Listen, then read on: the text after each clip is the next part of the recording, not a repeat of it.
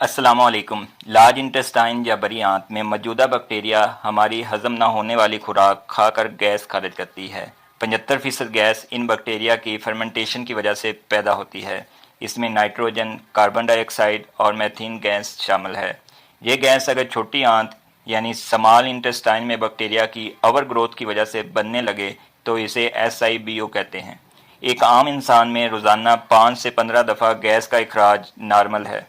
इससे ज़्यादा गैस बनने की वजूहात में खुराक का सही से हज़म ना होना, तेज़ खाना खाना जिसकी वजह से खुराक हज़म नहीं हो पाती, और जल्दी जल्दी खाने और मुंह खोल कर खाने की वजह से बहुत सी हवा मिद्दे में चली जाती है। सिगरेट, स्मोकिंग, चीगम चबाना। इसके अलावा एक ग्रुप है कार्बोहाइड्रेट्स का जिसे हम फूड मैप कहते हैं। फर्मेंटेबल ओलिगोसेचराइड, डाइसेचराइड, मोनोसेचराइड्स एंड पॉलीफ्यूज कार्बोहाइड्रेट्स और फाइबर की ये किस्म बॉडी में सही से हज़म नहीं हो पाती। इन फूड मैप में दालें, लोबिया, गोभी, प्याज, ग्लूटन या खाने में फाइबर का ज़्यादा होना, खाने में फैट्स का कम होना, ये वजह बनती है गैस की कुछ लोगों में। लैक्टोलोज इंटॉलरेंस, जिसमें दूध, मक्खन, मलाई या दूसरी डेयरी प्रोडक्ट्स बॉडी में हज़म नहीं हो पाती, जिसकी वजह से बॉडी में लैक्टिक एंजाइम जो कि हज़म करने में मदद देते हैं वो कम बनते हैं। लैक्टोलोज इंटॉलरेंस हमारे खिते में और यूरोपियन खिते में बहुत कॉमन है। ज़्यादातर अडल्ट लैक्टोलोज इंटॉलरेंस हैं तो अवॉइड करें दूध से अगर आप में ये सिम्टम है। वेजिटेरियन लोगों में जो गोश्त बिल्कुल नहीं खाते, इनमें गैस का मसला कॉमन है। सब्जियों में मौजूद फाइबर गट्स बैक्टीरिया की फेवरेट खुराक है। ये फाइबर को सिंपल शुगर और दूसरे कंपाउंड में ब्रेक डाउन करती है। इन्हें खुराक के तौर पर इस्तेमाल करते हैं। इस प्रोसेस को फर्मेंटेशन कहते हैं। इसके नतीजे में फ्लैचुलेंस की वजह बनते हैं। गैस की एक और बड़ी वजह स्टमक एसिड का कम हो जाना, स्पेशली उम्र बढ़ने के साथ साथ स्टमक एसिड कम हो जाता है। एंटीबायोटिक्स ज़्यादा लेने से स्टमक pH ऊपर चली जाती है जो कि नॉर्मल 3.5 तक रहनी चाहिए। इसके नतीजे में आपकी pancreas, gall bladder, liver stress बढ़ती है, हार्मोन इनबैलेंस होता है और फूड सही से डाइजेस्ट नहीं हो पाती। ये वजह बनती है ज़्यादा गैस बनने की।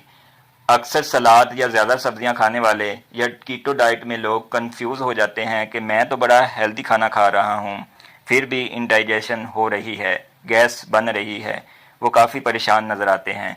तो मैं इसको यही कहूँगा कि आप गो स्लोली, बॉडी को थोड़ा वक्त दें। नई ईटिंग पैटर्न का आदी बनने के लिए हेल्दी फैट ज़रूर खाएं। Nuts, olive oil, fish oil, इन सब को अपनी बैलेंस डाइट में ज़रूर शामिल करें। लो स्टमक लेवल के लिए बीनीटन हाइड्रोक्लोराइड 2 से 3 कैप्सूल आप खाने के साथ ले सकते हैं। ये स्टमक के एसिड लेवल को नॉर्मल करता है, इंडाइजेशन के लिए हेल्पफुल है।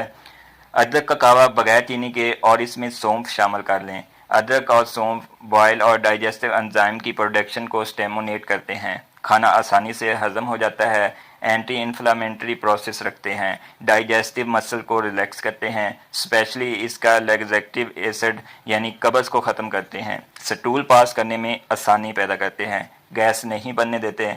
देखें, जितनी देर आप खाना खाते हुए अपने अंदर रखते हैं, आपकी बॉडी में उतनी ही ज़्यादा बैक्टीरिया पैदा होंगे और ज़्यादा गैस पैदा होगी। लिहाजा कब्ज़ से बचें। इसके अलावा प्रोबायोटिक ड्रिंक का इस्तेमाल फ़ायदेमंद है। प्रोबायोटिक ड्रिंक्स गट्स के गुड बैक्टीरिया को बढ़ाती है और bad bacteria, gas producing bacteria को कम करती है। But again not for everyone, under clinical supervision. इसके साथ साथ स्लीप क्वालिटी को भी ज़्यादा अच्छा न होने की वजह से गैस बनती है। स्ट्रेस लेवल बढ़ने से भी गैस बनती है। बैठे रहने से, ज़्यादा एक्सरसाइज ना करने की वजह से भी गैस बनती है। इस वीडियो में बस इतना ही। इस वीडियो में काफ़ी चीज़ें डिटेल में डिस्कशन नहीं हो पाई। इसे हम आने वाली वीडियो में डिस्कस कर लेंगे। चैनल पर आने का शुक्रिया। अपना बहुत ज़्यादा ख्याल रखें। अल्लाह हाफिज़।